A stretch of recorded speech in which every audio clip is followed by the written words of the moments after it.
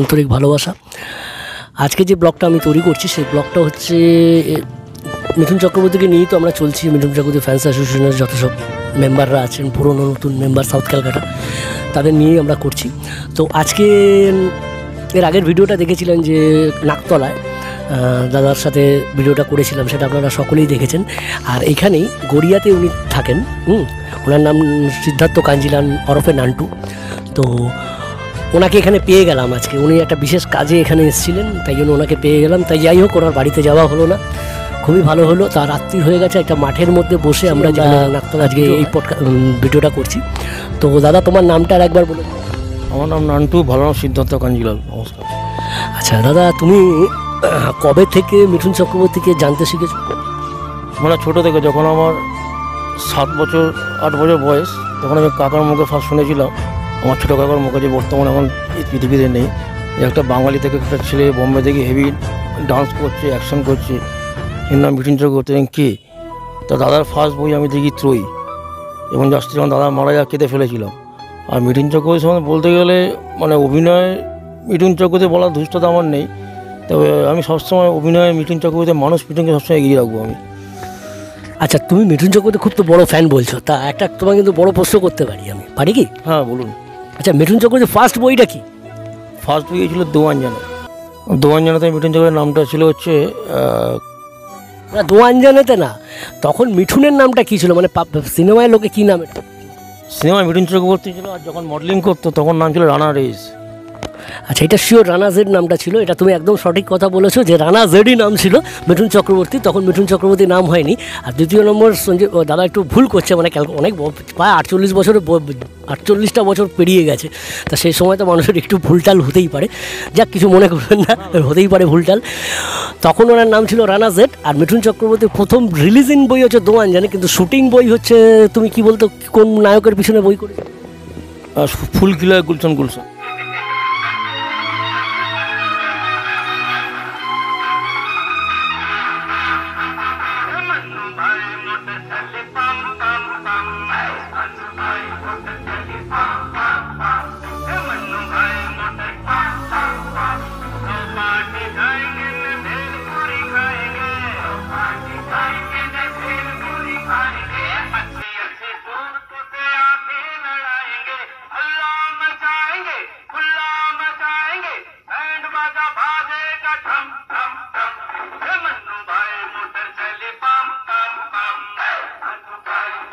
মিফার পর কিছুদিন মিফাটা কোনো কারণে বন্ধ হয়ে গেল। মিফার যে জেনারেল সেক্রেটারি ছিল তার নাম কি?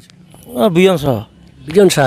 বিজন শাহ তো মিঠুন চক্রবর্তী একদম ছায়ার মতন থাকতো। হ্যাঁ হ্যাঁ, বিজনদার কোনো তুলনা হবে না। বিজনদার মতন মানুষও আমার তো মনে হয় না। না, বিজনদার মতন মানুষ হয় না, সবাইকে নিয়ে চলতো।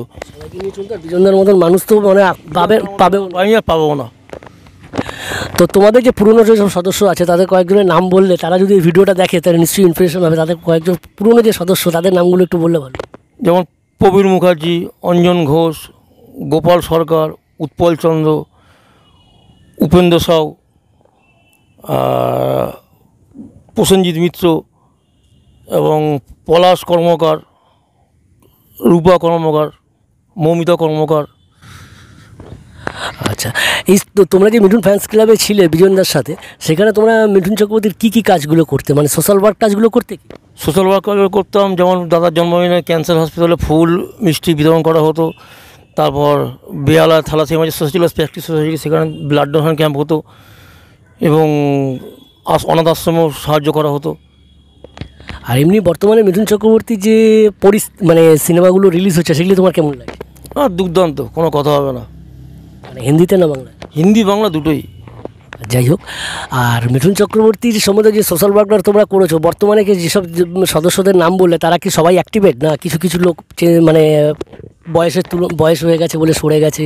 কিছু অ্যাক্টিভেট আছে, কিছু পার্সোনালি করে, কিছু বয়সের জন্য সরে গেছে, কিছু কর্মসূত্রে বাইরে। পার্সোনালিটি করে মানে বুঝতে পারছি, মানে পার্সোনালি হয়তো সে বাড়িতে করলো, সে আসতে পারলো না।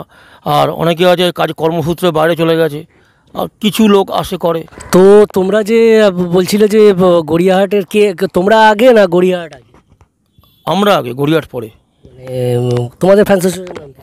মিফা, মিঠুন ফ্রেন্ড অ্যাসোসিয়েশন। এটা স্থাপিত হয়েছিল 1986। তারপর গড়িয়াহাটে যেটা, গড়িয়াহাটে মিঠুন সিটিজেন ওয়েলফেয়ার অর্গানাইজেশন, মিকোর স্থাপিত হয়েছিল 97।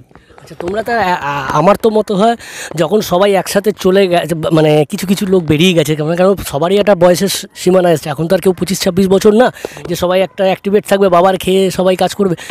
এটা মিঠুন চক্রবর্তীও ভালো করে জানে যে একটা বয়স আছে, সেই বয়সে সংসারের চাপের মধ্যে দিয়ে তাকে চলতে হয়। আর এখন যা তোমাদের যা বয়স হয়েছে, আমাদের যা বয়স হয়েছে, আমরা এখন সংসারের চাপের মধ্যে পড়ে গেছি।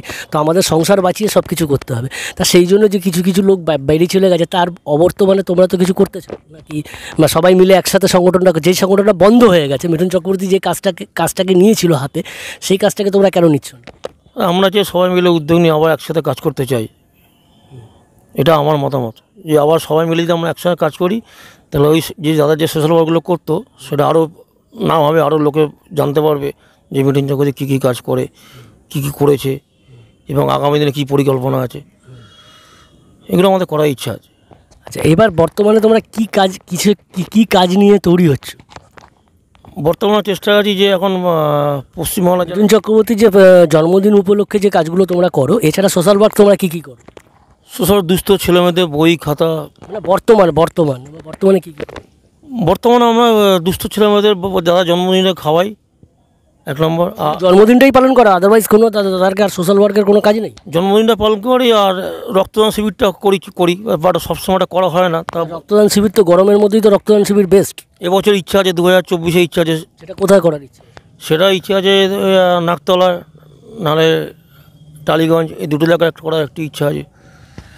তো তোমরা দেখতেই পারলে যে নান্টুদারা উদ্যোগ নিচ্ছে যে একটা রক্তদান শিবির করার জন্য। তা রক্তদান শিবিরটা কোথায় হবে ওনারা ঠিক সিদ্ধান্ত নিয়ে আমাদের জানাবে, তখন আমরা আপনাদের এই ভিডিওর মাধ্যমে আপনাদের জানাবো যে কোথায় এই মানে রক্তদান শিবিরটা হবে। তো এদের জন্য আমার তরফ থেকে বেস্ট অফ লাক। তোমরা যেন এই কাজটা আরও এগিয়ে নিয়ে যেতে পারো, মিঠুন চক্রবর্তীর যে বাকি কাজগুলো আছে সেগুলিকে তোমরা এগিয়ে নিয়ে যেতে পারো, এটাই আমার আশা থাকবে। আর আপনাদেরও আশীর্বাদ থাকবে। আর এদের পাশে থাকার জন্য আপনাদের প্রত্যেকটা যারা ভিডিও দেখছেন তাদের একটা কথা বলছি, এদের পাশে থাকুন। এরা সমাজের সত্যিকারের কাজ করতে চাইছে, এদের পাশে থাকুন, এদের সহযোগিতা করুন। কেননা এটা ইউটিউবের চ্যানেলের মাধ্যমে, ফেসবুকের মাধ্যমে আমি আপনাদের কাছে রিকোয়েস্ট করছি, এদের পাশে থাকুন। এদের পাশে থাকলে সমাজের যে পিছিয়ে পড়া যে মানুষগুলো আছে, আর মিঠুন চক্রবর্তী যে